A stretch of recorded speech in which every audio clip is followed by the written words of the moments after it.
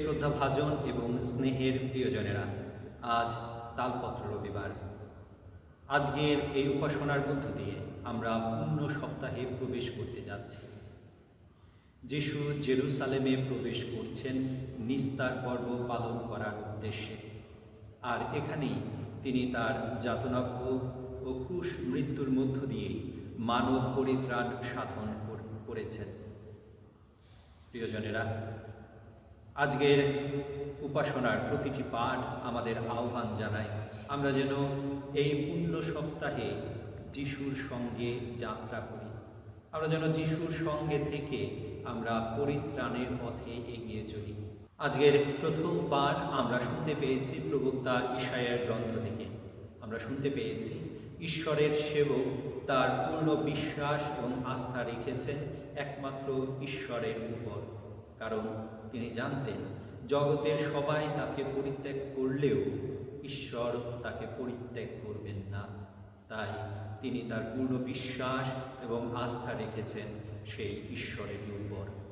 খ্রিস্টতে শ্রদ্ধাভাজন এবং স্নেহের প্রিয়জনেরা, আমরাও আমাদের জীবনের সংকটময় মুহূর্তে, সমস্যার মুহূর্তে, কষ্টের মুহূর্তে, জীবনের কঠিন মুহূর্তে আমরা অনেকবার আমাদের বিশ্বাস এবং আস্থা হারিয়ে হতাশ হয়ে পড়ি।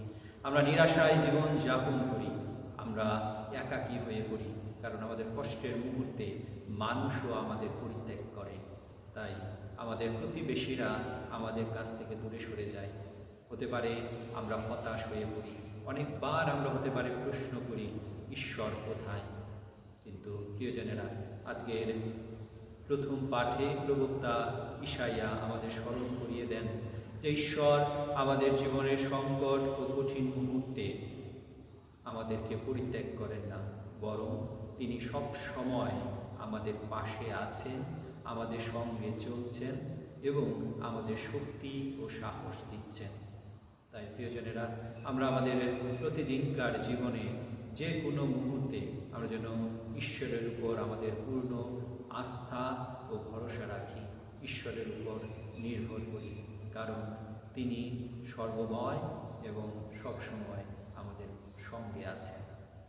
আজকের দ্বিতীয় পাঠে সাধু পল ফিলিপিওদের কাছে তার পত্রে আমাদের স্মরণ করিয়ে দিতে চান যে খ্রিস্ট বিশ্বাসী হিসেবে আমাদের কেমনতর জীবন যাপন করা উচিত। আমরা যেন খ্রিস্টের অনুসারী হিসেবে খ্রিস্টের সঙ্গে যাত্রা করি এবং খ্রিস্ট বিশ্বাসে জীবন যাপন করি। আজকের পবিত্র মঙ্গল সমাচারে দুটি বিপরীত চিত্র ফুটে উঠেছে। প্রথম অংশে আমরা শুনতে পেয়েছি যিশুর আগমনে জেরুসালেমের লোকেরা উল্লসিত হয়েছে, যিশুকে রাজা বলে তারা বরণ করে নিয়েছে, হোসান্না বলে তারা হর্ষধ্বনি তুলেছে, কারণ ইহুদি জাতির লোকেরা একজন রাজার প্রত্যাশায় অপেক্ষমান ছিল। তাই তারা যিশুর আগমনে উল্লসিত হয়েছে যে তারা তাদের প্রতিশ্রুত সেই রাজাকে তারা খুঁজে পেয়েছে। অন্যদিকে আমরা মঙ্গল সমাচারের শেষের দিকে শুনতে পেয়েছি সেই একই ইহুদি লোকেরা যিশুর বিরুদ্ধে তারা সোচ্চার হয়েছে, তারা যিশুর বিরুদ্ধে স্লোগান দিয়েছে, তারা জোরে চিৎকার করে বলেছে, ওকে ক্রুশে দাও, ওকে ক্রুশে দাও। তাই যারা এক সময় যিশুর আগমনে উল্লসিত হয়েছে, পরবর্তীতে তারাই যিশুর বিরুদ্ধে দাঁড়িয়েছে।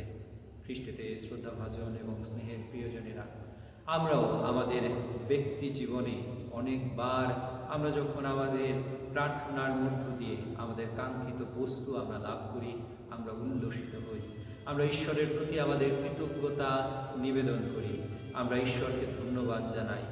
অন্যদিকে আমরা যখন প্রার্থনার মধ্য দিয়ে আমরা আমাদের কাঙ্ক্ষিত বস্তু না লাভ করি, না পাই, তখন আমরা ঈশ্বরকে প্রশ্নবিদ্ধ করি, আমরা ঈশ্বরের উপস্থিতিকে সন্দেহ করি, আমরা আমাদের জীবনে আমাদের খ্রিস্ট বিশ্বাস নিয়ে প্রশ্ন তুলি। তাই আজকের এই পুণ্য উপাসনার পাঠের আলোকে আমরা নিজেকে প্রশ্ন করি, আমরা যিশুর জীবনের কিসের অংশ হতে চাই? এই পুণ্য সপ্তাহে আমরা কি যিশুর কষ্টের সময়ে অংশী হতে প্রস্তুত আছি, নাকি আমরা শুধু সেই সুখের সময়ে যিশুর সঙ্গে থাকতে চাই, আনন্দের সময়ে যিশুর সান্নিধ্য উপলব্ধি করতে চাই?